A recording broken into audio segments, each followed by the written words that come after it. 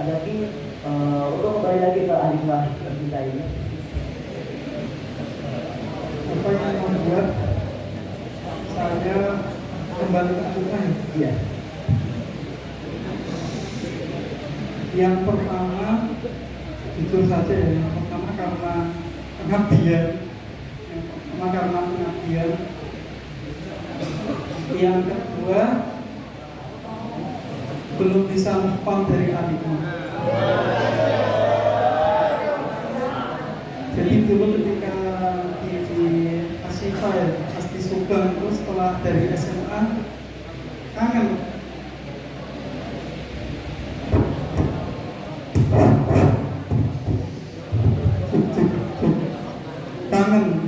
Kangen dengan kegiatan-kegiatan di pesantren.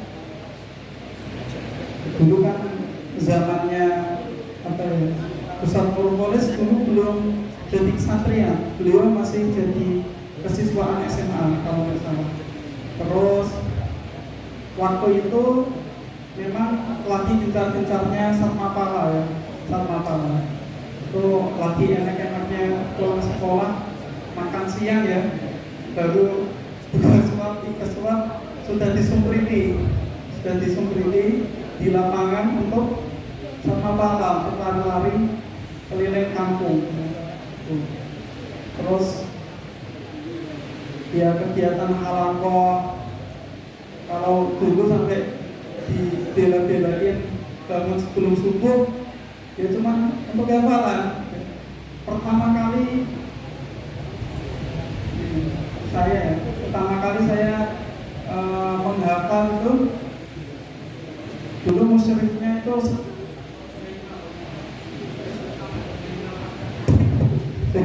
namanya Ustaz Zainal dari Aceh. Itu beliau ya sabar dampingi saya hafal Quran. Pertama itu sampai jam, kalau nggak salah ya saya ingat, saya itu ya sekarang jam 11 lah buat untuk ngafal berapa baris doang sampai jam 11. Terus suasana keakraban Ustadz sama santri itu Masya Allah bagus sekali ya, sama apa ya, dia nggak bisa itulah, masih teringat terus. Kadang itu kalau waktu pengabdian di Rembang itu kadang melihat channel-channel YouTube Alimah banyak itu ya, ada kegiatan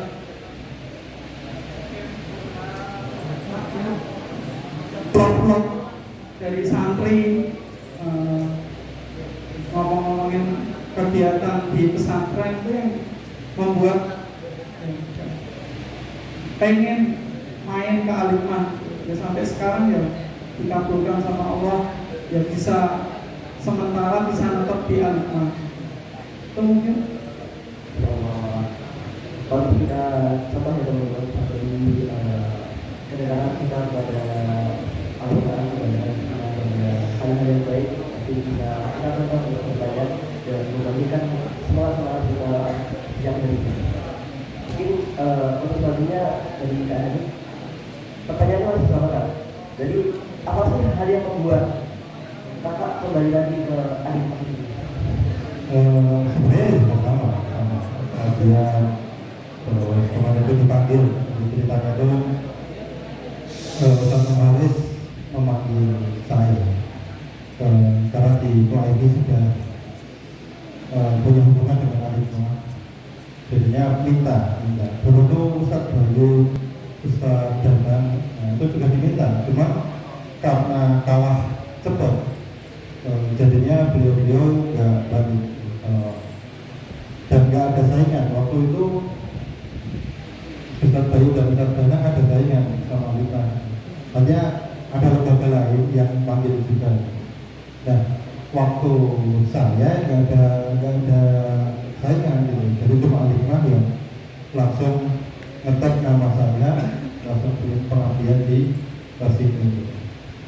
Dan akhirnya juga sama dulu, karena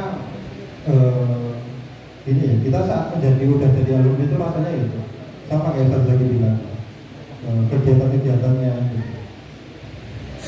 Apa namanya, semua kegiatannya kayak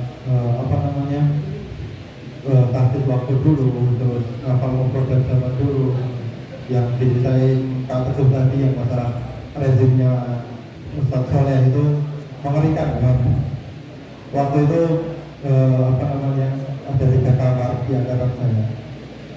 Itu kamar saya, itu kamar Umar dulu. Nah, itu kamar Umar itu disuruh ngafal 10 produk. Di kamar Usman cuma 5, di kamar Ali itu cuma 3. Jadi kamar kami itu yang Umar itu harus 10. Kalau enggak ya dihukum. Nah, itu mengerikan tapi ya kangenin lah. Itu. Oke, 10 produk per hari. Gimana yang hari-hari pada mau nggak? Ya udah nggak. Soalnya kosong dulu produknya. Coba juga 3 juga belum. Oke, sekarang nih Kak Teguhnya yang paling beda sendiri. Kak Teguh, momen apa sih yang paling berkesan di hari itu? Momen apa? Momen tuh ada sedih, ada gembira, ada macam-macam. Pengennya yang mana? Susah. Semua. Oke. Sebetulnya rezim itu di sini mengarah ke sistem pembelajaran yang dibelengkan. Tadi Ustaz Hanif cerita di kamar lain disuruh ngafal 5 produk, di kamar beliau suruh ngafal 10, saya 40 produk. Kan dulu produk itu dimulai setelah belajar malam. Dari belajar malam sampai jam berapa? 9. Ya, dulu saya sampai jam 9, kemudian dikasih produk 40 suruh menghafal.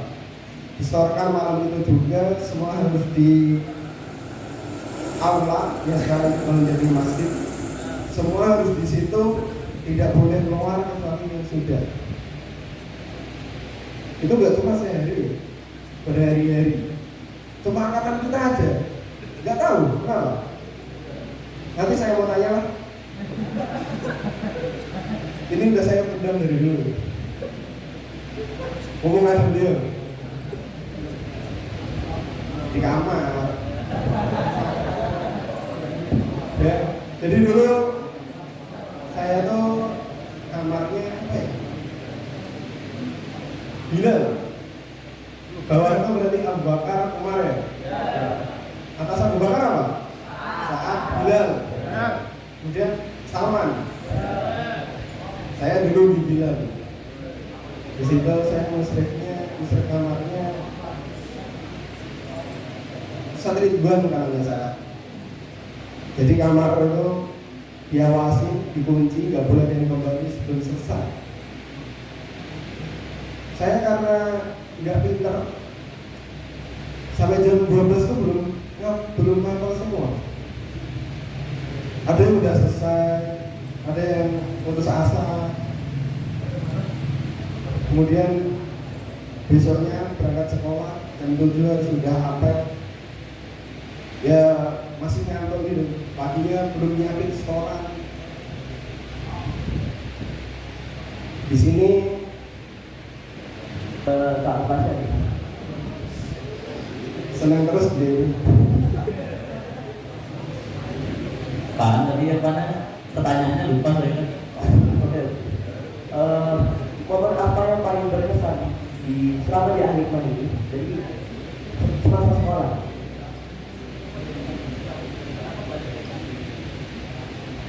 Oh iya.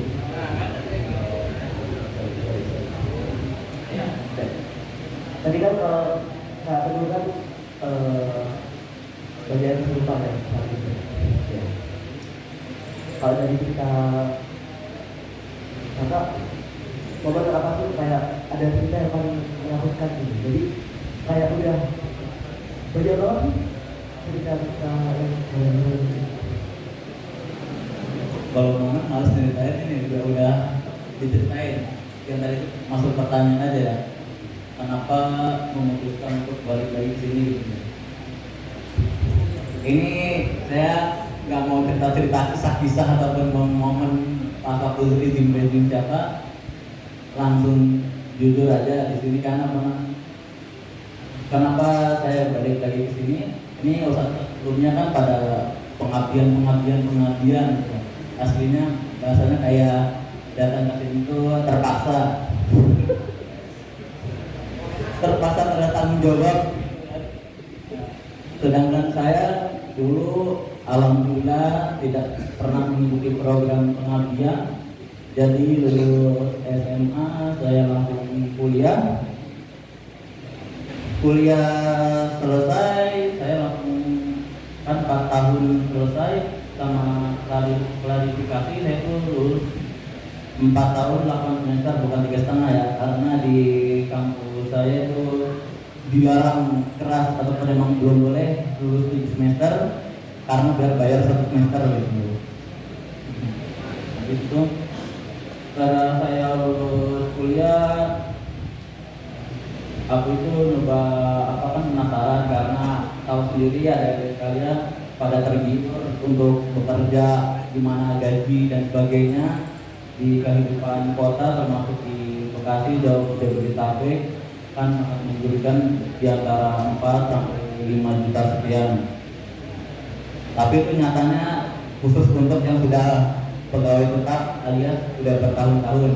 Untuk yang baru-baru bekerja dan mengharapkan seperti itu bisa setengahnya ya kalau dihitung, kalau gaji di sini ya masih dikit lah di sana gitu kan. Tapi harus siap ya, seperti sama dengan halnya ada hasil, ada kerja keras, ada jerih payah. Jadi saya nggak pernah mencoba sebelum memutuskan ke sini bekerja ya seperti halnya kerja yang dibilang orang-orang kerja lembur pagi juga, itu berasa kayak robot gitu. Jadi kalian hanya ada waktu kosong sehari, hanya hari Minggu saja, itu pun mungkin nanti kalian sudah habis waktunya untuk hanya tidur ataupun istirahat, kemudian kita besoknya kerja. Jadi bersyukurlah jika nanti kalian untuk kembali pengabdian ataupun memutuskan untuk meneruskan di sini. Karena apa? Karena di sana nanti pada saat kalian sudah lulus, sudah mencari pekerjaan, tidak seperkiraan kalian gampang ya kerja, kalian kerja di sini gaji sekian, tidak seperti itu. Jadi kalian harus benar-benar bukan hanya ijazah ataupun lulusan terbaik ataupun dan sebagainya. Kalian di kuliah nanti ataupun jika sudah lulus harus ikut berorganisasi dan lain sebagainya supaya kalian ada backup ataupun titel masing-masing ketika dipandang oleh perusahaan jika memang masih tidak ingin melanjutkan di Alisma ataupun di sini. Ataupun kalau misalnya ingin pekerjaan yang sesuai dengan kalian yang minati nanti.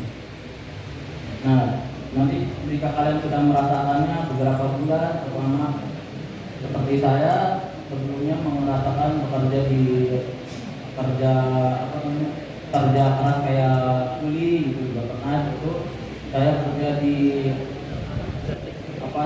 gudang kopi itu kan gudang kopi di sana ya 8-10 jam sampai 10 jam itu istirahat hanya 1 jam. Jadi harus siap mental kalian, jangan ingin mengharapkan hasil gaji besar akan tetapi tidak ada kerja kerasnya, kerja kalian hanya malas-malasan. Jadi di sini bukan maksudnya di pondok kalian padat jadwalnya menunggu. Waduh, masa ini kali udah lagi kapan istirahatnya, kapan ini udah halako lagi.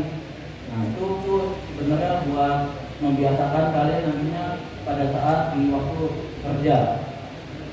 Apalagi kalau misalnya kalian sudah dipercayakan sebagai amanah besar ataupun sudah memiliki tanggung jawab jabatan yang besar, Nanti pasti kalian harus siap, mau nggak mau jam kapanpun dipanggil ataupun diutus oleh bos, harus siap, jangan ada yang ngeluh.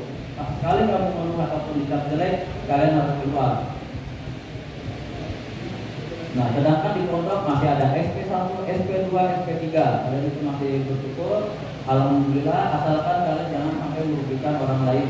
Apalagi kalau sampai kalian sudah mencuri.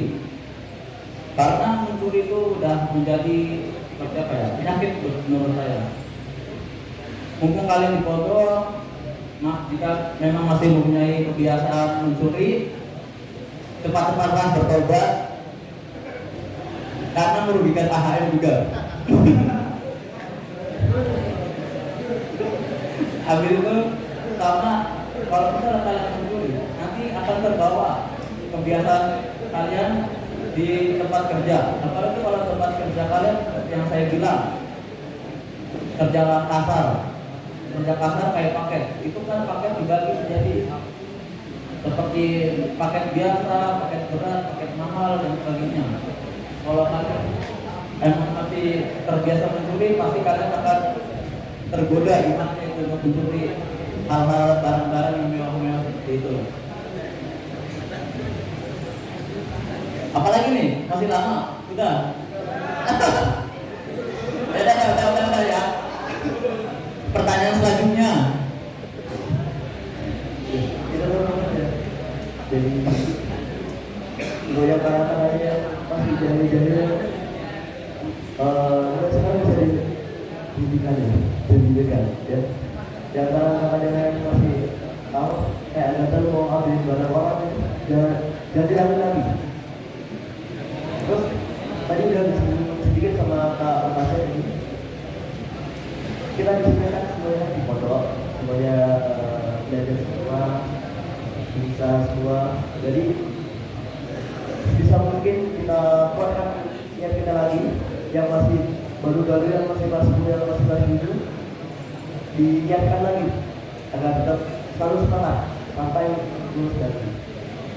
Oke, tadi kan kalau Masya udah dulu dikit tentang organisasi ini. Untuk Kak Jaki, Kak Hanif sama Pak Masya, Kak Teguh cuma sampai MS di sini. Mungkin dari kakak-kakak kita yang ketiga, dulu di Alima ini jabatannya apa sih? Mungkin di IPA, di OSIS gitu. Apa?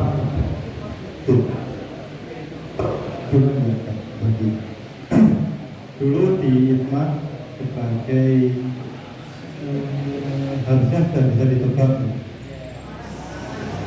menjadi keamanan, bukan kedua ya, menjaga keamanan. Terus di OSIS itu ada lagi.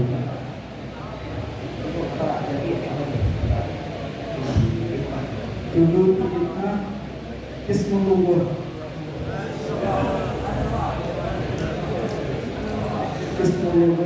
terus di OSIS bagian bendahara. Memang saya nggak terlalu aktif di organisasi, karena apa ya, kalau tampil itu nggak terbiasa. Sabdayu itu apa namanya, terbiasa berbicara di tampil itu angkatan Ana ya, itu ada 14 tapi yang lulus sampai akhir cuma 12, tinggal 12 saja. Itu ada Kak Wahim dari Jakarta, beliau sebagai kalau nggak salah ketua OSIS-nya. Kak Wahim pinter IT, itu pinter juga bagus, maksudnya organisasinya itu mungkin sama lagi. Itu mungkin di pondok jadi Ismul, kemudian di OSIS di SMA jadinya bendahara, belum rapi dalam mengelola uang di OSIS.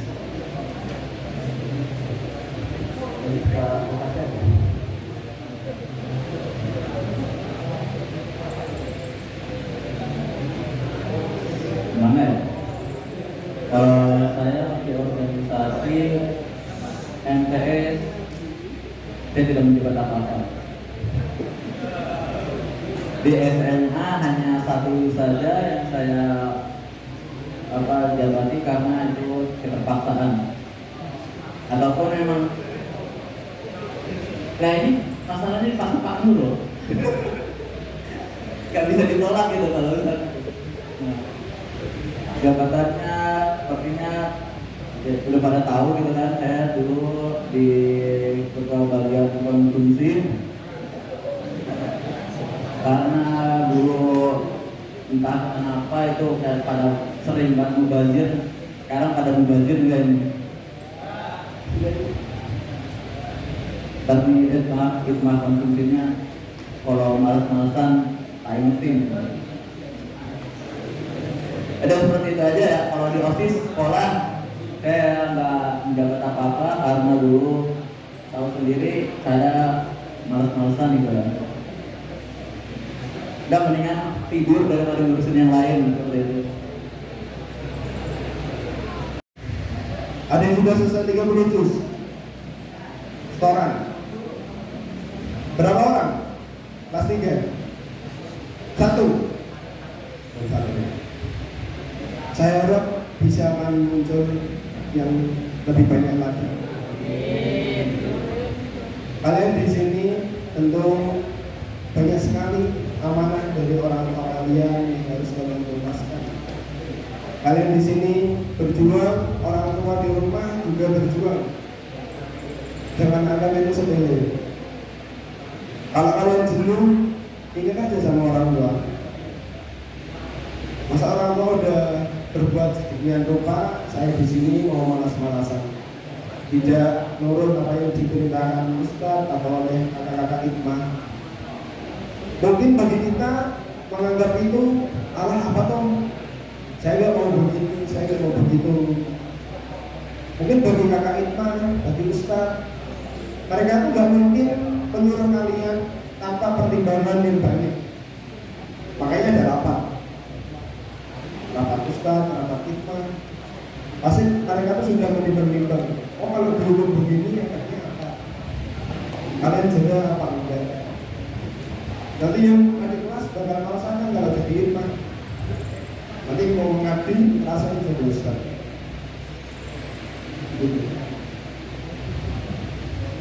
Kalian di sini yang masih baru, yang baru SMA mana? Sampai baru SMA. Depan ini SMP baru. Mungkin dari kalian ada yang ingin mondok dari keinginan sendiri, ada yang disuruh orang tua, ada yang terpaksa. Jangan permasalahkan hal itu. Kalian itu udah di jalan yang bagus. Gak harus niat baik dari awal. Banyak kok yang berjalan dulu baru lulus niatnya. Jadi lakukan saja dulu. Untuk yang udah selesai 30 juz lagi, semangat murojaahnya. Al-Quran bukan coba hanya di sekolah dengan Ustaz aja. Itu bekal kalian. Itu apa ya? Amalan seumur hidup kalian sebagai seorang muslim. Kalau kalian menghafal Al-Quran itu susah, targetnya banyak, harus selesai 30 juz. Mungkin kalian masih kurang pandai memetakan Al-Quran itu. Mungkin yang udah selesai nanti, dia tahu pada harinya harus ngapain, harus baca berapa halaman. Jadi semua harus ada target tertulis, bukan hanya ngawang di kepala sama keinginan sama hati doang. Tapi usahakan semua itu tertulis. Dulu teman saya sekamar ada yang targetnya tempelin ke lemari. Mungkin ada juga yang merasa malu. Ya sudah, ditulis disimpan untuk diri sendiri saja. Percayalah kalau kalian udah merapikan target kalian, menjalaninya pun juga enak. Bisa kelas 1 target terus 30 selesai. Kalian centang. Itu udah ada perubahan dalam diri kalian. Jadi kalian masuk ke sini hijau, keluar juga ada hijau. Ada isinya.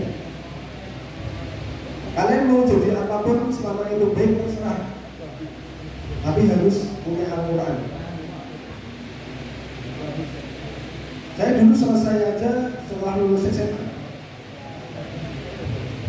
Mungkin masa sekolah SMA MTS bagi saya itu masa pelatihan. Karena saya dulu masuk Alimah nggak hafal huruf hijaiyah. Tahu-tahu pas besoknya gitu, apa dibawa Al-Quran? Setahu saya cuma Iqra. Saya nggak bawa, baru besoknya dibawain. Nggak hafal huruf hijaiyah. Tapi ya mungkin sadar diri juga perlu. Orang tua sudah berjuang di rumah, ingin ngasih uang saku kalian, bayar SPP di sini. Kalian harus memberikan timbal balik yang baik pula. Mungkin kalian jika nggak bisa hafal di dalam khusus ini, semoga bisa hafal di tempat yang lain. Amin.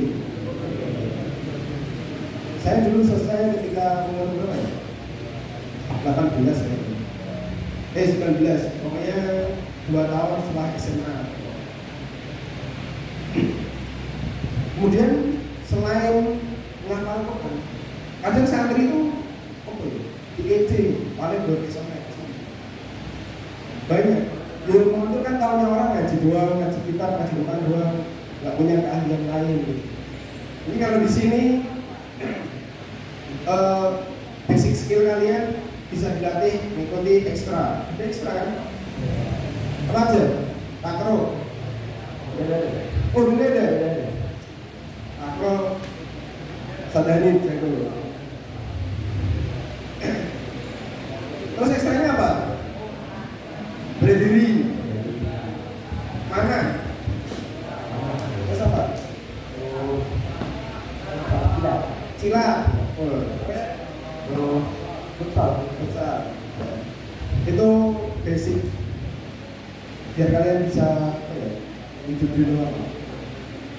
Kalau saya selain bisa ngaji, saya bisa fotografer. Kamu mau IG saya silakan. Oh, nggak promosi ya, mungkin bisa jadi teman gitu. Nanti aja saya dari rumah gitu. Karena kita tuh harus solid.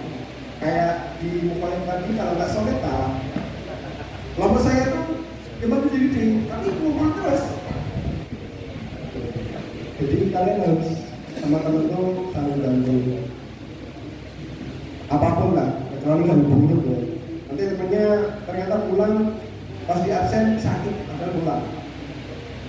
Jangan sampai. Ya. Jadi kalian bukan cuma menghafal, harus punya basic skill gitu. Itu kita lihat dari dasar-dasar dari sebelum dengan dasar-dasarnya kita menjadi bebas untuk kepanjangan dari pertama hidupnya pertama dari ya ini mungkin udah terlalu lama ya. Mari kita lanjutkan acara selanjutnya yaitu penutupan. Baiklah, kita tutup acara kita pada malam hari ini dengan bacaan hamdalah dan doa kafarul majelis. Alhamdulillahirabbil alamin. Subhanallahumma wa bihamdihi asyhadu an la ilaha illa anta astaghfiruka wa atubu ilaik. Cukup. Saya sebagai moderator pada malam hari ini mohon maaf jika ada kurangnya, jika ada banyak salah katanya, mohon dimaafkan. Akhir kata dari saya, mohon pamit undur diri. Assalamualaikum warahmatullahi wabarakatuh.